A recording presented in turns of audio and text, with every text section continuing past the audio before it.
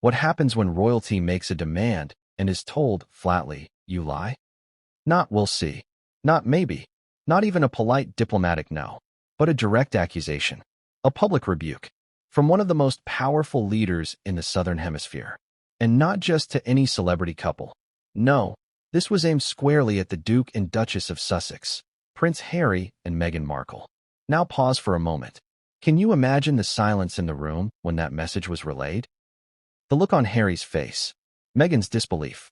A power couple used to red carpets, royal treatment, and security convoys, told they'd have to fend for themselves. Before we continue, please hit the like button, subscribe to the channel, and turn on the notification bell for updates. But why? Why now? Why them? And why did the Australian Prime Minister, of all people, reportedly drop the verbal equivalent of a guillotine with two words that are now reverberating around the world? You lie. Let's unpack this, because this isn't just about travel logistics or security budgets. This is about broken trust, political humiliation, and a slow-burning tension that began years ago and just exploded into full public view. A familiar flight path, but a very different reception. Back in 2018, Harry and Meghan were still the golden couple, newly married, riding the waves of royal adoration. And when they landed in Australia for their first royal tour together, the country lit up. Crowds. Cheers. Cameras. It was as if Diana herself had returned. Except behind the scenes, there was tension, chaos, and now, we know, resentment. You see, while the public saw dazzling dresses and charity smiles, Australian officials were facing a behind-the-scenes scramble. There were last-minute changes to schedules, unannounced media stunts, and most infamously, the sudden pregnancy announcement dropped like a PR bomb mid-tour, reportedly without proper diplomatic notice.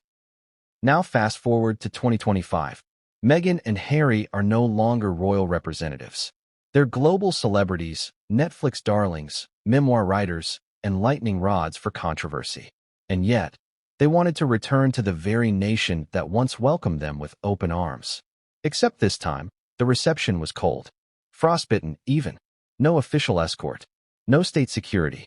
No taxpayer-funded red carpet. Just a sharp, icy statement that effectively said, "You're not welcome here under the old terms.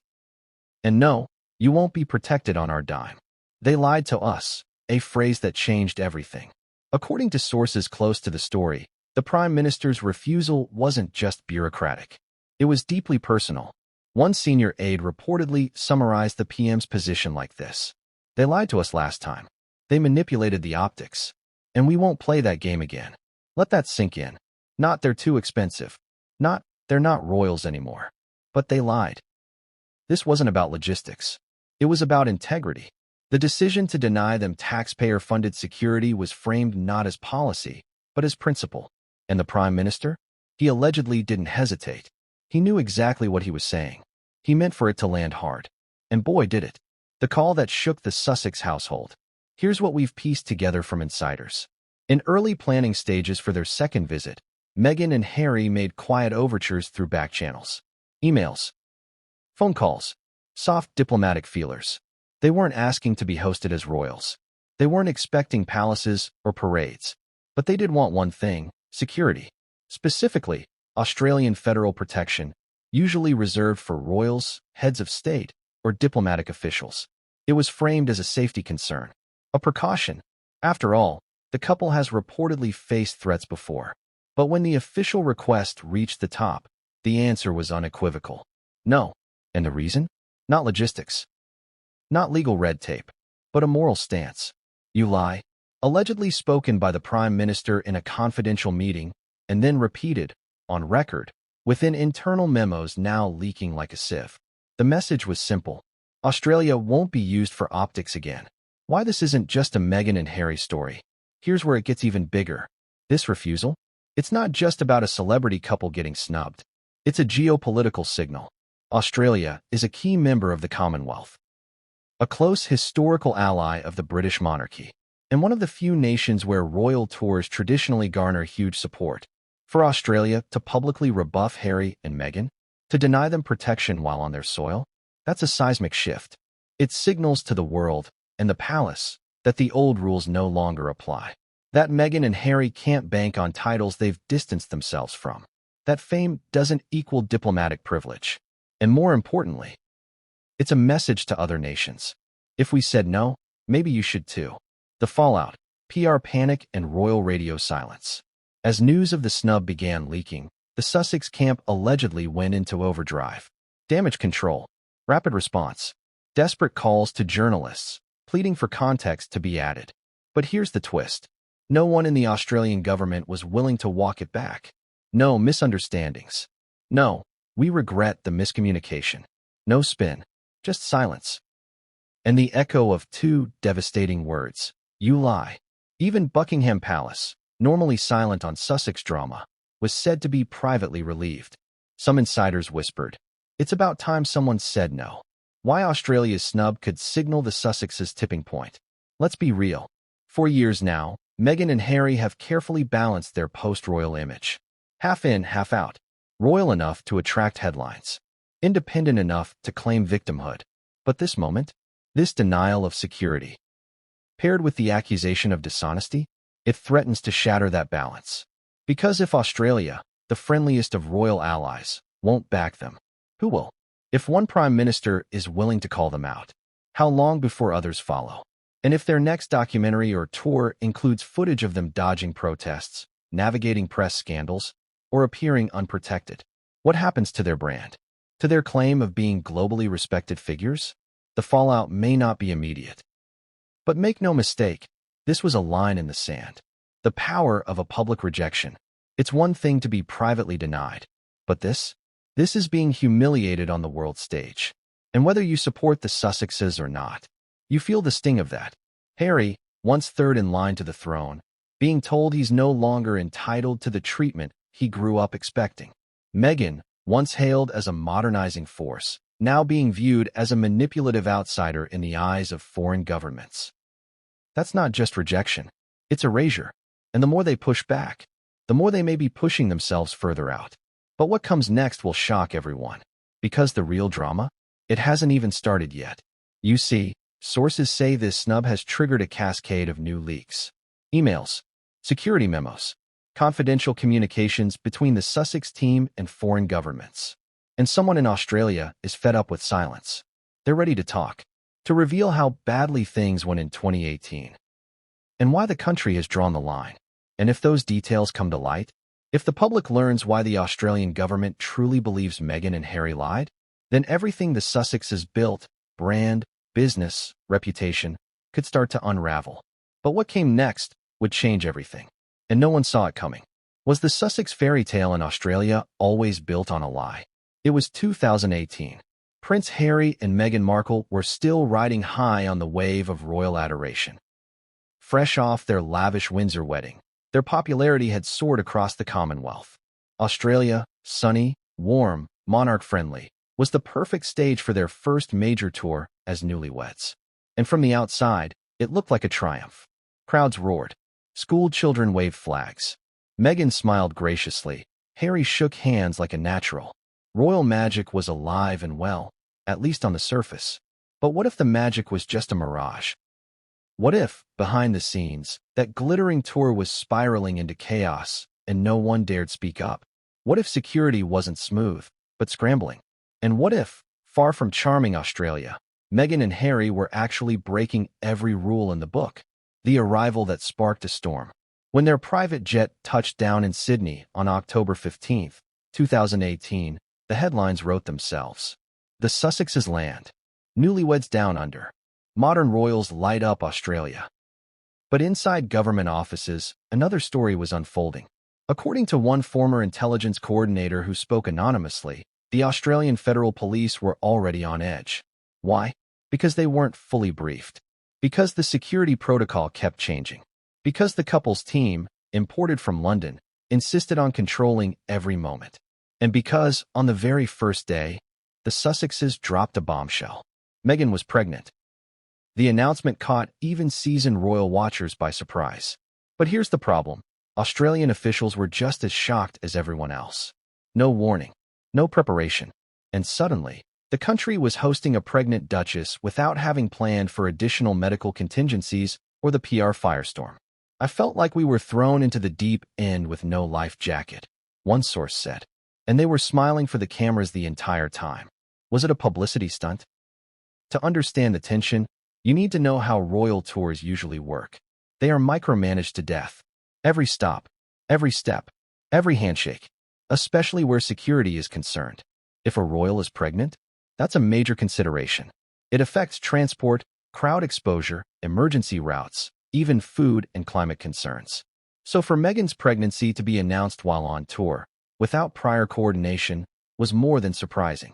It was, in the words of one diplomatic source, an ambush. Not only did it shift the spotlight entirely onto her, overshadowing engagements and causes, it also placed enormous pressure on Australian resources. Security had to be ramped up in real time. Medical personnel were quietly added to the team, and government aides were forced to scramble behind the scenes while pretending all was smooth sailing. The word they used privately? Manipulated.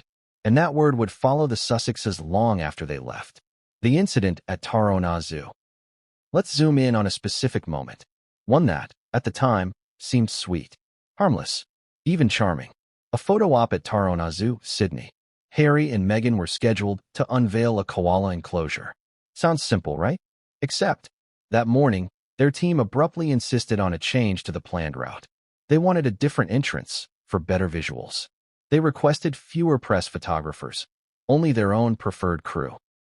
And they demanded that the Australian security detail step back during the walkabout. That's a huge deal, because every inch of that tour was already vetted by national security teams. Every route cleared. Every camera placement agreed upon by both governments. To override those decisions at the last minute? That's not royal tradition. That's something else entirely. And it wasn't the last time. The hidden breakdown. By day 3 of the tour, whispers had started. Security coordinators were complaining internally. Staffers said the Sussexes were impossible to manage. They changed car arrangements without notice.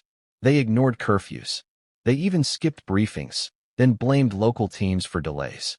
At one point, Meghan reportedly requested a late-night walk through the Sydney Opera House promenade for inspiration.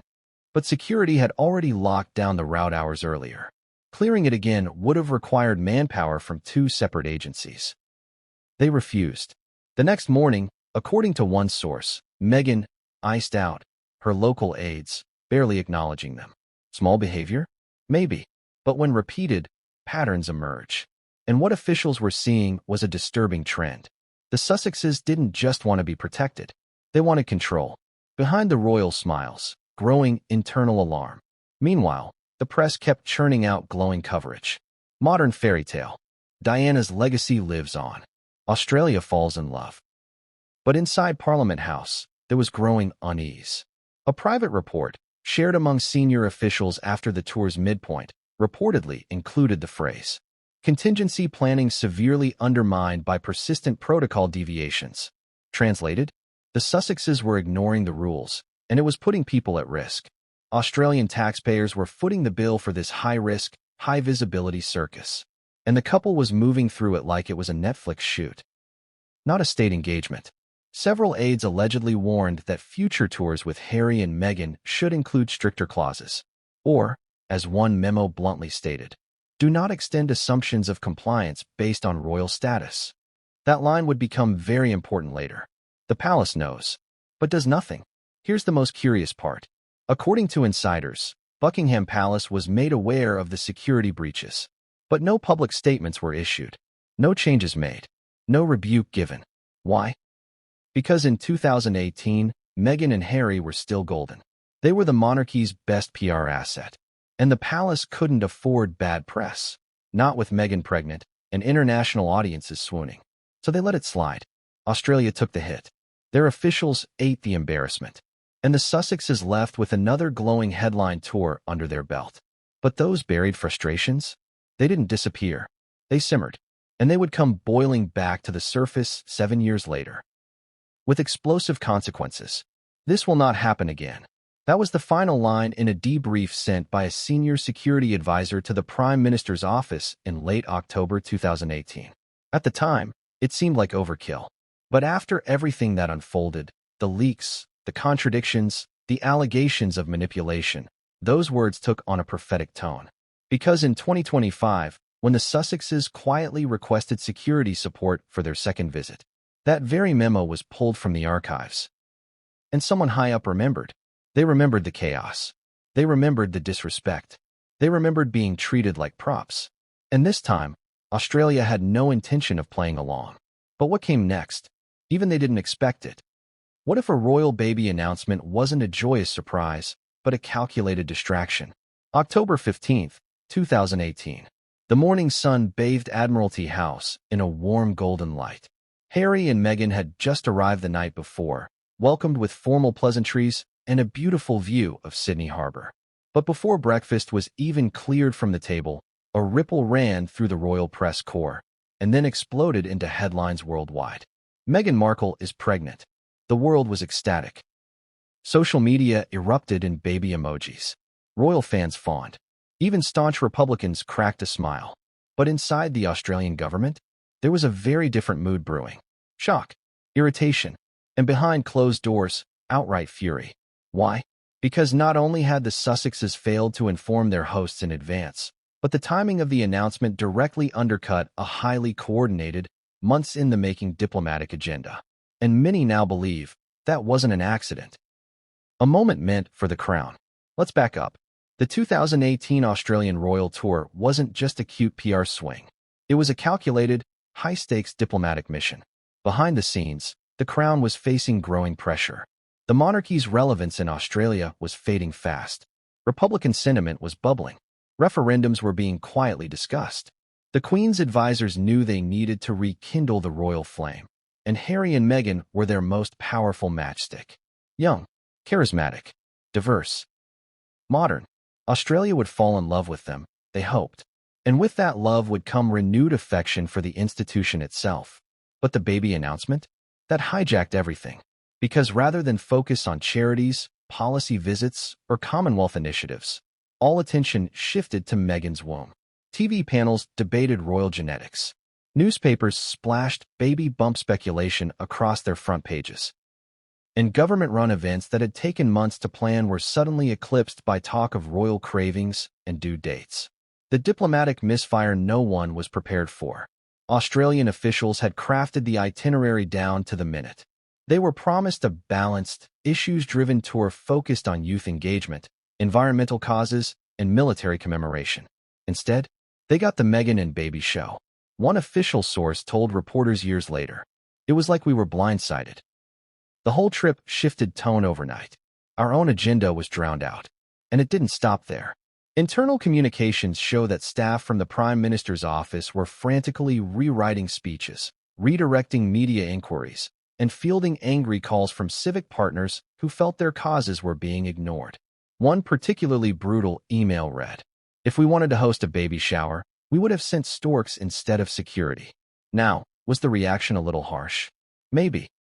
But in diplomacy, surprise is a sin, especially from guests operating under the umbrella of a centuries-old institution known for rigidity and protocol. And in this case, Meghan's surprise wasn't just personal. It was political, the timing that raised eyebrows. Some palace insiders, speaking anonymously, later admitted that the couple had known about the pregnancy well before landing in Australia. According to them, Meghan had already undergone preliminary scans. The inner royal circle was aware. Even the Queen had been privately briefed. So why was Australia left in the dark? Why didn't the Sussexes wait until after their high-profile engagements? Why drop the bombshell on day one? Some have argued it was about impact, a desire to own the narrative, to step out of William and Kate's shadow once and for all. Others, especially in Australia, believe it was strategic deflection. You see, there were already rumblings in the UK press at the time. Stories about Meghan's rumored rifts with palace staff, claims she was difficult, demanding, whispers that all was not well in paradise. And what better way to bury those headlines than with a pregnancy announcement?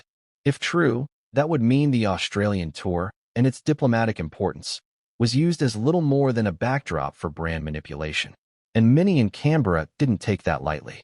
They hijacked our agenda. That was the phrase used by a senior government official when asked years later what they thought of the Sussexes' first tour. And if that sounds dramatic, consider this. A planned youth policy roundtable, meant to be broadcast live, was quietly rescheduled after media attention dwindled.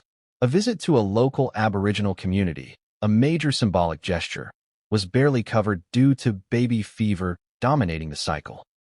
Even a joint environmental initiative between the Australian and British governments was delayed in press release, because Meghan's pregnancy story had eclipsed it.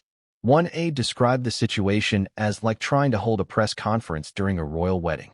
And the worst part? They never got an apology. No prior warning. No acknowledgement of the disruption. Only palace-approved talking points about how delighted the couple were to be sharing their good news with the world. Australia was reduced to a backdrop, and they knew it. Meghan's PR machine versus diplomatic protocol. This was the first time that many in Australian government circles saw up close just how differently Meghan operated. Where most royals deferred to institutional messaging, Meghan brought her own playbook. Her team, largely based in LA and New York, coordinated directly with international media. Stories were pitched to U.S. outlets before being cleared through Buckingham Palace. Exclusive quotes were offered to lifestyle magazines mid-tour, a massive breach of tradition. One notable example? A piece that ran in a prominent U.S. blog about Meghan's minimalist maternity style, published within 36 hours of the announcement, complete with professional photos from the tour. That article, according to insiders, had already been drafted before the tour began, which raised the question, was the whole thing pre-planned? If so, Australia had just been used again as a marketing prop, not a partner. And that stung.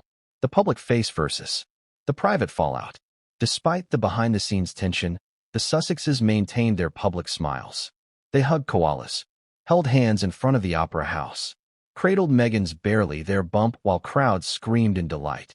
But internally, the diplomatic relationship between Kensington Palace and Canberra was taking serious hits. There were multiple debriefs, phone calls with palace advisors, even quiet outreach to Clarence House, Prince Charles's office, expressing concern about how the tour had been handled. The response? Polite nods, vague acknowledgments, no course correction. Meghan and Harry continued their tour as planned. The press followed them breathlessly, and Australia swallowed its frustration for the sake of appearances. But those bruises never fully healed. And when the couple later stepped back from royal life in 2020, the reaction inside some Australian circles was oddly satisfied. One official was even quoted saying, "Now we understand why it felt so transactional." But the most damning reactions? They wouldn't come until 2025, when Meghan and Harry asked for security again, when they planned their second big Australian appearance. And the Prime Minister's office pulled the old files, read the old emails, and said, in no uncertain terms, never again. But if you think the baby announcement was the biggest curveball, just wait.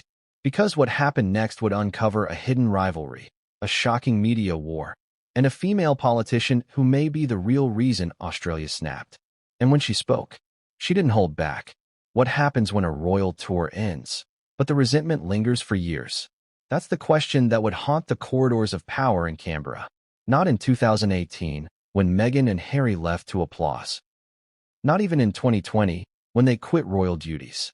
But in 2025, when their names reappeared on a government agenda and triggered a wave of pushback unlike anything the Sussexes had seen before.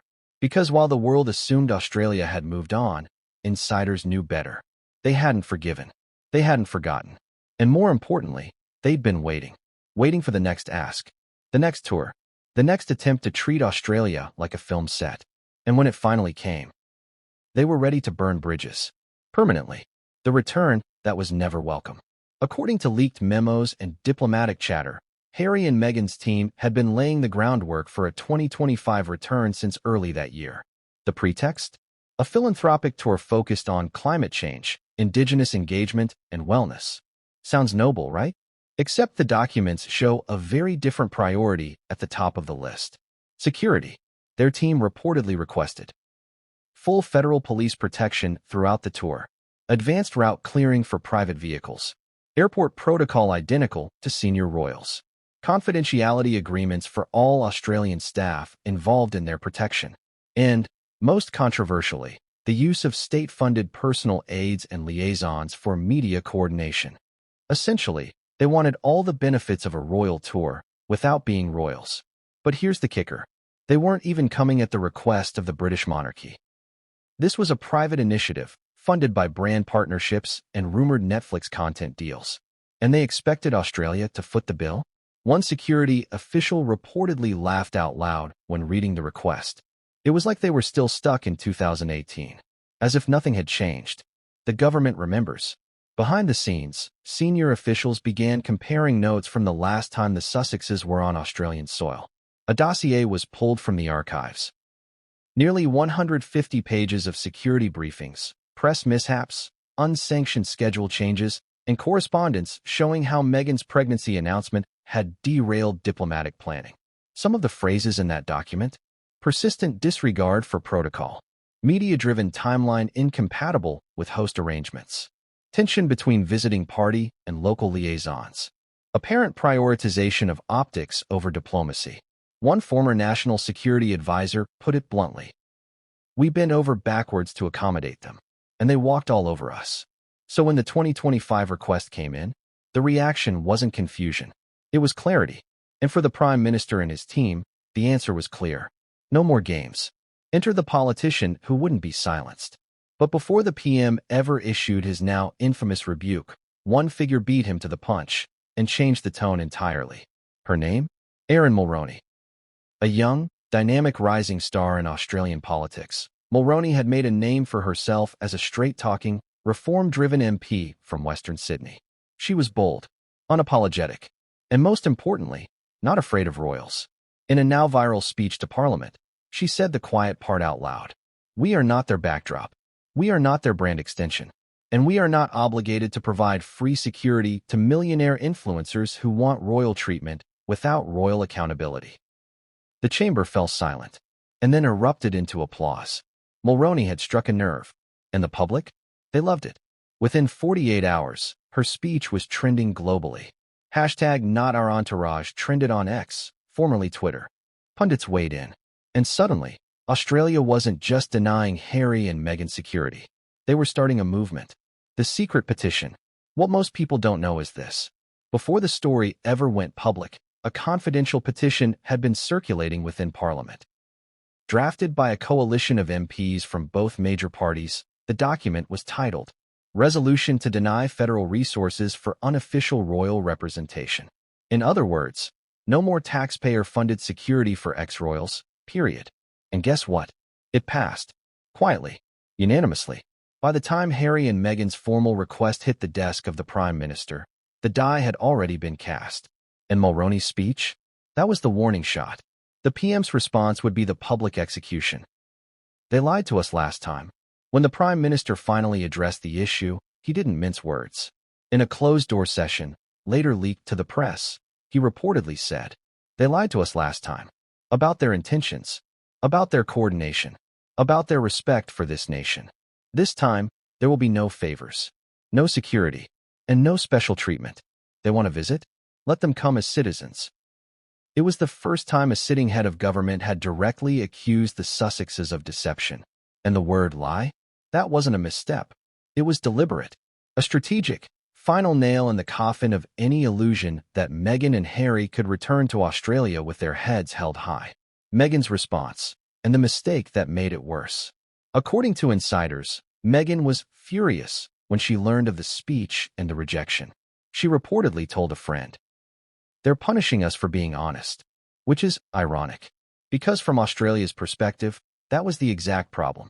They hadn't been honest. They had leveraged a royal tour for personal PR, used a baby announcement to hijack headlines, and now, years later, expected the same people they blindsided to play nice. So Meghan did what she often does when under fire. She turned to the press. Her team quietly seeded sympathetic stories. Whispers of racism, sexism, and anti-feminist sentiment emerged in fringe outlets. One article even compared Erin Mulroney to a young Margaret Thatcher with no empathy. But the tactic backfired. Australians, known for their no-nonsense attitude, saw right through it. One headline read, "The Duchess doth protest too much." And as the narrative shifted, so did the perception. Meghan wasn't a wronged mother. She was a manipulator who'd been caught. And Harry? He was increasingly seen as either complicit, or worse, helpless. The emotional fallout for Harry. Let's not pretend this didn't hurt. Harry reportedly pleaded with the PM's office personally, wrote letters, made calls. One source close to the Sussex camp claimed he was devastated. He kept saying, "My mother loved this country. How did it come to this?" But sentimentality doesn't override policy, especially when the public and Parliament have spoken. And Harry's own reputation? No longer insulated by his titles. To many Australians, he was now just a former royal asking for favors. And in a country that values fairness and accountability above hierarchy, that's a hard sell. The bridge is gone. What's clear now is this. Whatever goodwill existed between the Sussexes and Australia is gone. The bridge wasn't just burned. It was blown up. And as one senior advisor put it, there will be no rebuilding. Not while they continue to operate like celebrities with crowns. But the real kicker? Other countries were watching. New Zealand, Canada, South Africa. And some of them were beginning to ask the same question. If Australia said no, why should we say yes? What do you do when your brand depends on forgiveness, but the world no longer wants to forget? That was the dilemma facing Meghan and Harry in 2025. They needed a win. Not just a soft podcast drop or a glossy Vogue spread. A real, visible, globe-trotting, camera-ready win. So they turned to a familiar stage, Australia. It had once offered them a hero's welcome. Why not again? But the problem with returning to the scene of the crime? People remember everything. And this time, the applause had faded. The smiles were tighter. The questions sharper. And the government? Already 2 steps ahead. Because while the Sussexes thought this was their second chance, Australia had decided it would be their final warning. Why Australia mattered so much. On the surface, the 2025 tour was framed around philanthropy. Meghan and Harry planned to visit youth centers, hold mental health roundtables, deliver speeches on climate change. There were whispers of a joint Netflix-Amazon special titled Return to the Commonwealth. But make no mistake, this wasn't just a goodwill tour. This was damage control. After months of stalled brand deals, Spotify cancellations, and underwhelming book sales, the Sussex brand had stalled. In Australia, it wasn't just about nostalgia. It was about image restoration. They wanted to recapture the spark they'd lost. The one they had during that first sun-drenched walkabout in 2018, when the crowd shouted, "We love you, Meghan," when she was hailed as the People's Princess 2.0. They thought they could bottle that magic again. But what they forgot was this. Australia had moved on. The pitch that raised eyebrows. Emails between the Sussexes team and Australian officials began surfacing in late 2024. The tone? Polite, professional, and carefully rehearsed. "We are honored to explore collaborative opportunities. The Duke and Duchess are passionate about connecting with Australian communities. Our partners are committed to amplifying Indigenous voices, mental health awareness, and climate action." But underneath the buzzwords, one request kept repeating. Security. They wanted federal protection, motorcade privileges, VIP airport clearance, and full confidentiality for the media logistics. Sound familiar? It was 2018, all over again. Only this time, they weren't royals. They weren't on official palace business. And they weren't invited. They were requesting favors as private citizens, but expecting sovereign treatment. One Canberra official reportedly muttered, "They don't get to eat the cake after throwing it at the chef." This soft approach strategy. Insiders say the Sussexes tried to play it slow at first. Rather than send direct demands, they used intermediaries, PR reps, third-party foundations, even NGOs that had once worked with them during the Invictus Games. The goal? To create organic momentum. If they could build enough public goodwill, they believed the government would have no choice but to extend security as a formality. But here's what they didn't know. The Australian Prime Minister had already been briefed. He remembered the 2018 chaos. He'd read the Aaron Mulroney speech. He'd seen the leaked documents from Parliament's internal vote. He wasn't just prepared. He was waiting. The meeting that turned everything. In early March 2025, a closed-door meeting was held between senior officials in the Prime Minister's office and diplomatic liaisons tied to the British government. Meghan and Harry's request was presented in full. Tour dates, security needs, media plans, estimated crowd sizes, and then the silence. No enthusiasm, no support, no endorsement from Buckingham Palace, not even a formal letter from King Charles. That's when it hit them. Even the monarchy was staying out of this. One participant in the meeting was later quoted off-record saying, "It was like they were trying to force a royal tour without the royals. It felt desperate." The PM's response? A single sentence. Tell them it's a no. And make it clear, this isn't personal. This is protocol. Except it was personal. Because what happened next made headlines around the world. The cold, public rejection. On April 17, 2025, during a routine press conference, the Australian Prime Minister was asked, "Can you confirm reports that Prince Harry and Meghan Markle have requested federal protection during their visit later this year?" He didn't dodge. He didn't spin. He didn't even blink. His answer? There are no current plans to extend federal security to private individuals not acting in official diplomatic capacities. But then came the follow-up. Is that a no? And his chilling response. That's a policy. But I'll add this. It's very difficult to honor requests from individuals who misled this country once before. Trust matters. Boom. It wasn't just a denial. It was a message. Australia remembered. And they were keeping receipts. Panic behind palace gates. Once that clip hit the internet, the Sussex team reportedly went into meltdown mode. PR phones ringing off the hook. Legal consultations. Panicked outreach to sympathetic journalists. The word snub dominated global headlines. Tabloids pounced. Piers Morgan had a field day. Late-night comedians turned it into a monologue punchline. But behind the scenes, the couple's biggest concern wasn't the press. It was the precedent. Because if Australia could deny them, other countries might follow. Suddenly, every planned trip, Canada, Germany, South Africa, looked less like a tour and more like a liability. And the pressure mounted. Meghan's emergency strategy session. According to leaked emails from within her camp, Meghan convened an emergency Zoom meeting with her inner circle the very next day. The agenda? How to salvage the narrative. Whether to cancel the trip or reframe it as a private wellness retreat and downplay any security issue. Her idea? Let's pivot. Call it a healing journey and focus on storytelling. We can get Oprah involved. Maybe do a sit-down with survivors of climate disaster. Reclaim the narrative. But one advisor pushed back. That's not going to fix the snub. It's public now. People see through the spin. Another added bluntly, they've called you a liar. If you don't respond carefully, it could stick. The stakes had never been higher. Harry's breaking point. While Meghan scrambled to contain the optics, Harry, according to a friend, took the rejection harder than anyone realized. Sources say he was visibly shaken, even emotional. He'd always viewed Australia as a second home. His bond with the Invictus Games. His connection to soldiers and veterans. Being rejected now? It felt like exile. In one private message, he reportedly said, "They don't understand. We were trying to do good." But others would argue, intentions aren't enough. Not when trust has been broken. Not when your actions once overshadowed a nation's agenda. The Queen's silent signal. Amid the chaos, one curious thing happened.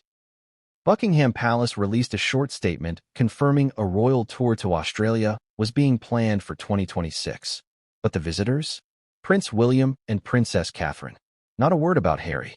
Not a whisper of Meghan. And while the palace didn't comment on the Sussex snub directly, the message was clear. There is only one royal couple the Crown trusts to represent them in Australia now. And it isn't the ones living in Montecito. But what came next couldn't be buried. Because just when the dust began to settle, a new leak emerged. A voice memo. One recorded by mistake, or perhaps by design. And in it, a key Meghan aide is heard saying, "If they won't give us security, we'll give the world a story about why." That audio would send shockwaves through the media. Was it a bluff? A PR threat? Or a sign that the Sussexes were planning to retaliate, with a new docuseries aimed squarely at exposing Australia? Whatever the truth. What came next would drag Netflix into the scandal and turn a snub into a full-blown global backlash. 2 words. Just 2. Not a paragraph. Not a legal memo. Not a press statement crafted by PR teams paid millions. Just a blunt, chilling phrase. "You lie," delivered with surgical precision, and aimed directly at 2 people used to controlling the narrative, Prince Harry and Meghan Markle. It wasn't shouted. It wasn't screamed across a debate stage. It wasn't even meant for the public, at first. But once those words escaped the lips of a sitting head of state, they tore through the Sussex inner circle like wildfire.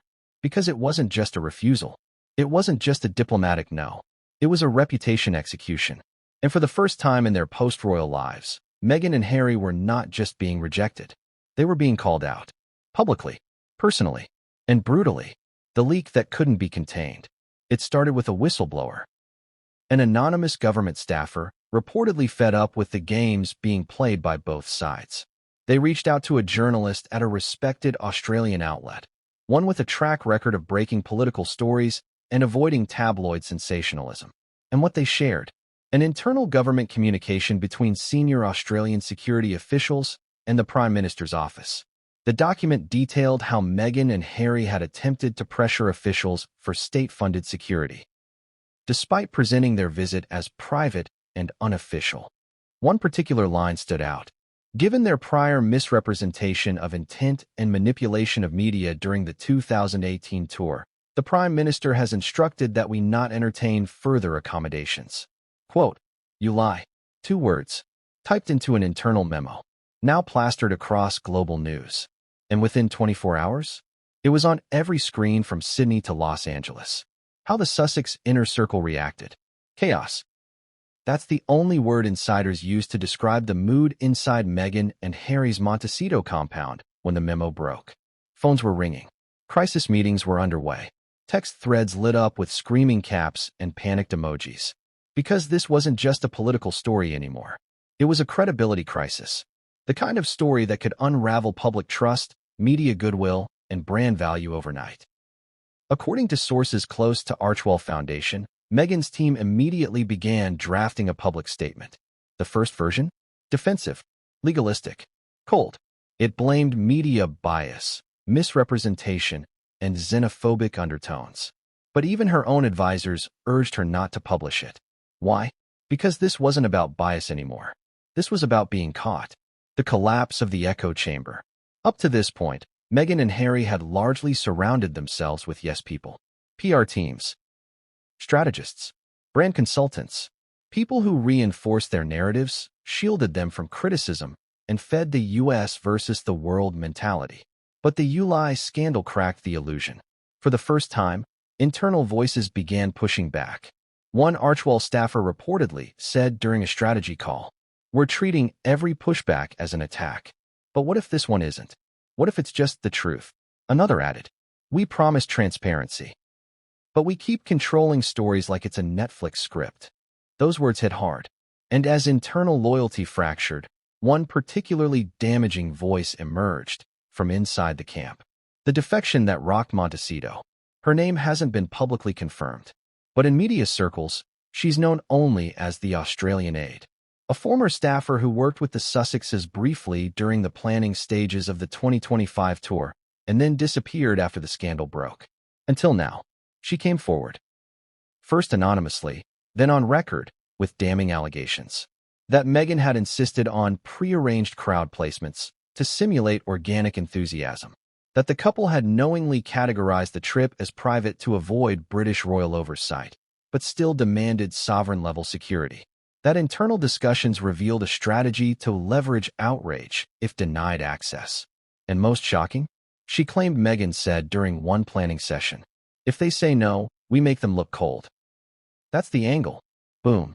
Headlines exploded. Meghan's integrity was in freefall. Harry's silence only deepened suspicion. And the worst was yet to come. Netflix under fire. As the scandal snowballed, questions turned to one key player. Netflix. Why? Because rumors had already swirled for months that Harry and Meghan were planning to film elements of their Australian visit for a new docuseries. Working title? Homecoming. The show was allegedly intended to mirror their 2018 tour, reframing it as a symbol of healing and reconnection with the Commonwealth. But if security officials were already on edge about potential media manipulation, and if Meghan and Harry were attempting to orchestrate tension as content, then the implications were massive. Were they setting up a staged conflict with the Australian government for emotional payoff? Netflix refused to comment at first, but once the You Lie memo went public, and advertisers began pulling interest from the project, the deal was quietly shelved. Just like that, another Sussex venture collapsed. Global reaction, sympathy, turns to suspicion. Let's be honest, Meghan and Harry had always had critics, but they also had a massive base of supporters, fans who believed in their message of breaking free, mental health, advocacy, and fairness. But now, those fans were asking hard questions. Influencers who once defended Meghan on every front posted cryptic messages like, "Starting to see some patterns here. Disappointed, not surprised. I back them. But this feels different." The term, "you lie," trended for 48 hours. It was memed, mocked, monetized, and yet no public apology came. The royal family's quiet response. The palace didn't issue a statement. They never do. But their silence spoke volumes. No defense, no clarification, no attempt to correct the public narrative. Which meant one thing. They weren't protecting Harry and Meghan anymore. Not even diplomatically. And when a palace insider was asked off record if the royal family was concerned about the Sussexes' deteriorating public image, they responded with a single word. No. The final whisper. There was one final blow. A rumor, whispered from within the British diplomatic corps, that the Prime Minister of Australia had been in communication with King Charles himself. Well before the public rejection. And that the King's message? Simple. Do what you must. They no longer represent us. Which, if true, would explain everything. The government rejection, the cold language, the boldness of the snub. Because when you're no longer protected by a crown, you're just another name on a policy memo. And if that memo says, "You lie," then the world stops asking what went wrong and starts asking, what were they hiding all along? But what came next would shake not just the Sussexes, but the entire monarchy, because the next leak came from the palace itself. What if the one institution you hoped would stay silent suddenly spoke? Meghan and Harry had weathered plenty of storms. Tabloid hatchet jobs, family feuds aired across continents, even the brutal Megxit aftermath. But nothing prepared them for this. Because the one thing they thought they could count on, the age-old royal code of never complain, never explain, was about to fracture. And it wouldn't be tabloids. It wouldn't be anonymous aides. It would be the palace itself. For the first time, Buckingham Palace was no longer content to remain above the noise. And what leaked from within wouldn't just hurt the Sussexes. It would cut them off. A curious email exchange. It started innocently. A series of internal royal emails, quietly leaked to a UK political blogger who typically covered policy, not palace gossip. The blogger, known for exposing backroom deals in Parliament, suddenly dropped a post titled, "Palace versus California, the internal split." Inside, screenshots of correspondence between Clarence House aides and Australian diplomatic liaisons dated as far back as late 2024, months before the Sussexes' security request went public. The subject line? Unofficial visit by the Duke and Duchess of Sussex, non-royal engagement clarification. The tone? Clear, formal, bordering on icy. The palace drew a line in ink. One section stood out immediately. The Duke and Duchess of Sussex are not acting in any official capacity. Their travels to Australia are private endeavors and should not be interpreted as sanctioned by or coordinated with the Crown. That sentence hit like a thunderclap. It wasn't speculation anymore. It wasn't rumor. It was the monarchy cutting ties. In writing, behind the scenes, before the cameras rolled. And it was clear, if Meghan and Harry were banking on royal glow to get their way in Australia, they were officially radioactive. Why this leak was different?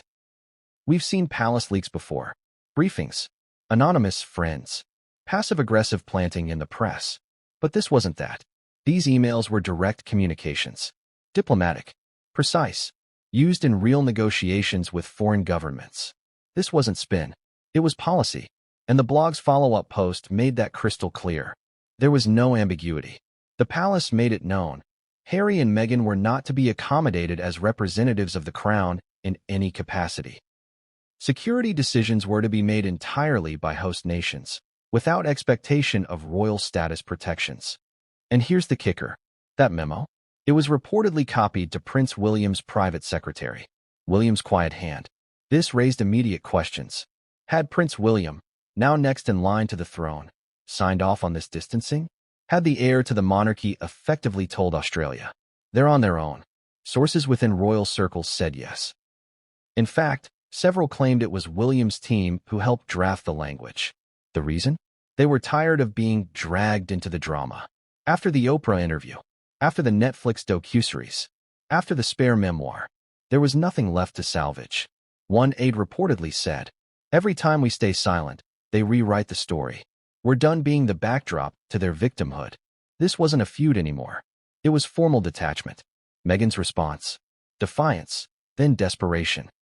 As the blog post went viral and mainstream outlets picked up the leak, Meghan's camp scrambled.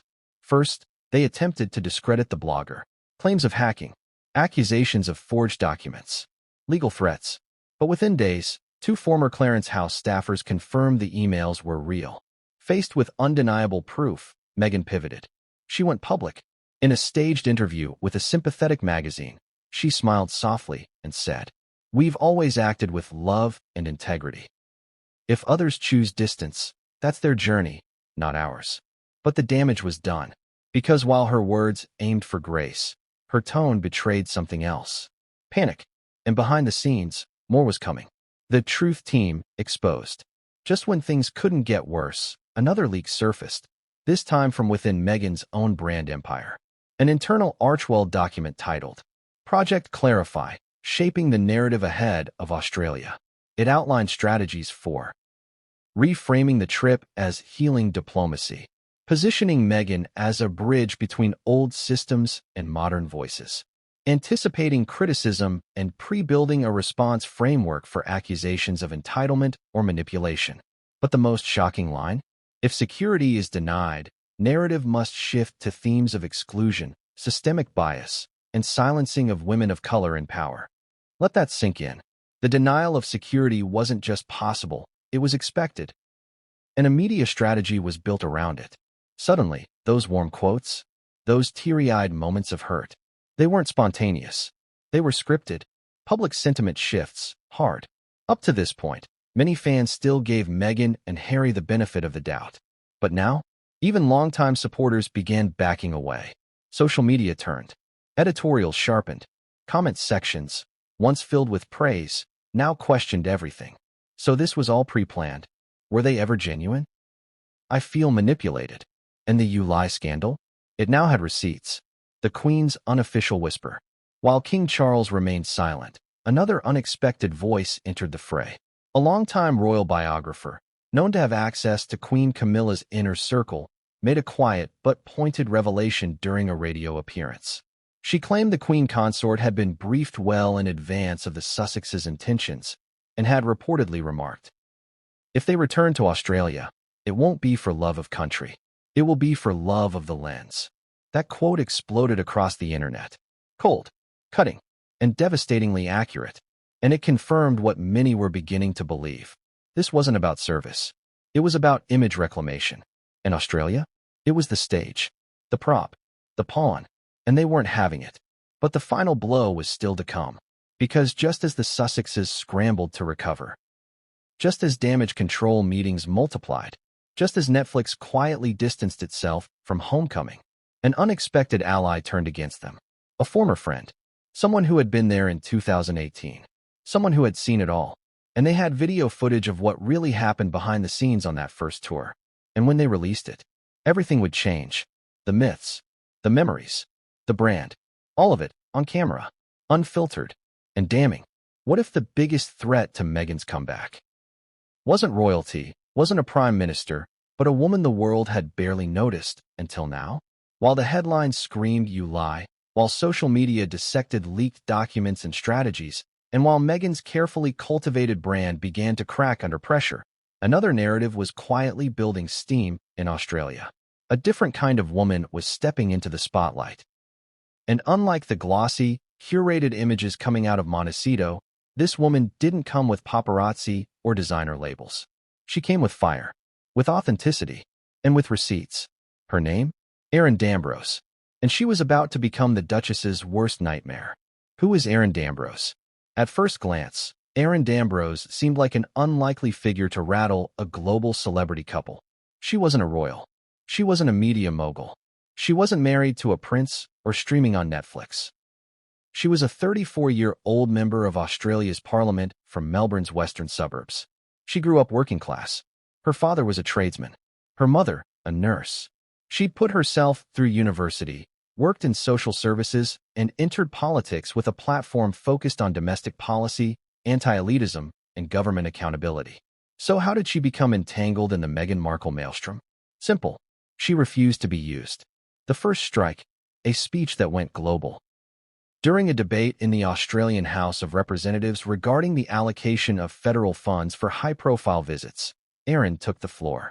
She wasn't expected to say much, but what followed would become one of the most viral political speeches of the decade. We are a sovereign nation. We are not a backdrop for brand rehabilitation, nor are we a piggy bank for people who abdicate responsibility but demand red carpets. If you come to this country as a guest, act like one. Not like a diva in exile.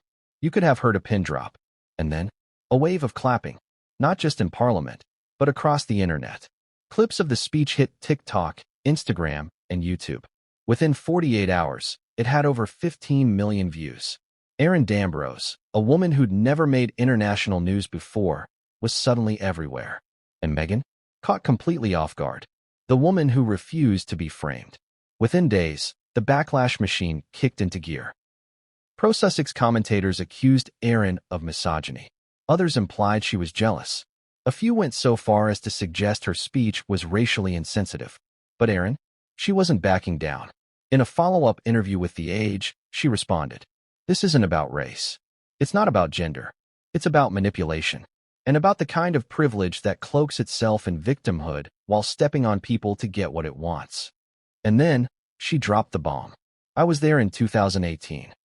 I witnessed things that would shock the public. I saw how Australia was treated. Suddenly, this wasn't just political anymore. It was personal. And the Duchess of Sussex now had a direct rival with moral credibility and public momentum." The 2018 files, Erin's inside view. Turns out, Erin Dambrose had been part of a delegation assigned to liaise with the Sussex team during their 2018 tour. At the time, she wasn't famous. Just another policy advisor working behind the scenes. But what she saw, she never forgot. In a televised panel discussion aired by ABC Australia, she described it vividly. There were constant schedule changes, protocols ignored, local staff pushed aside.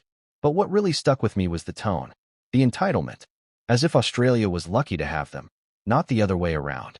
And when asked if she believed Meghan and Harry had misrepresented their intentions in requesting security again in 2025, her answer? Absolutely.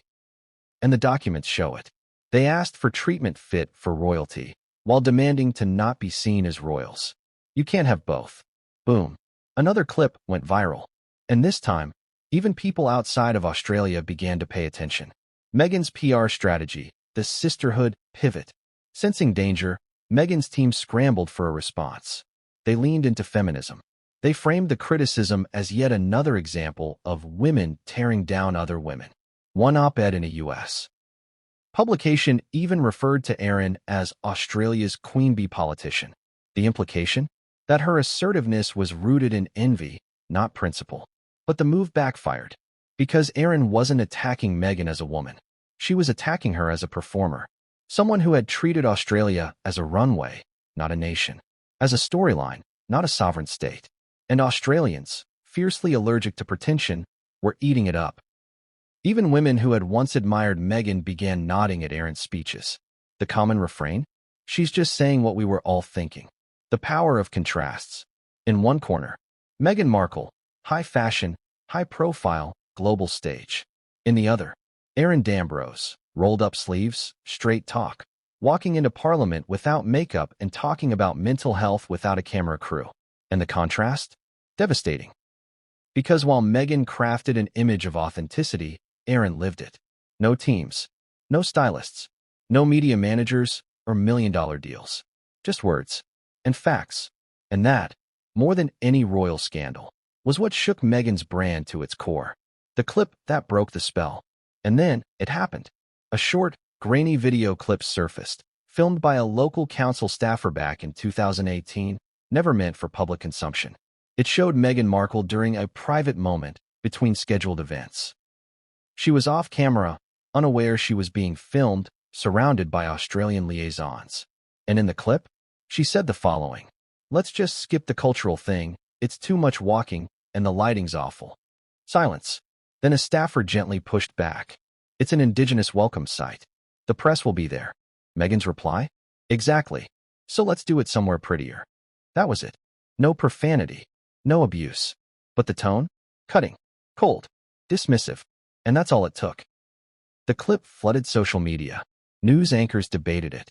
Former fans said they were done. The hashtag so let's do it somewhere prettier began trending, used sarcastically to mock any celebrity perceived as fake or out of touch. Even late-night comedians had their say. And just like that, Meghan's carefully managed public image shattered into fragments. Erin's final word.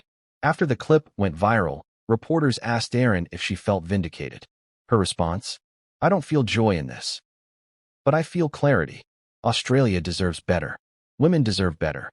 And the truth, even when it's inconvenient, especially when it's inconvenient, deserves to be heard." The camera lingered on her face. No makeup, no tears, no performance, just resolve. And at that moment, the world saw something it hadn't seen in a long time. A woman unafraid to call out power, even if that power wore a designer dress. But what came next would rip the bandage off an even deeper wound. Because Harry, long silent, finally spoke. And his words would divide even his staunchest defenders.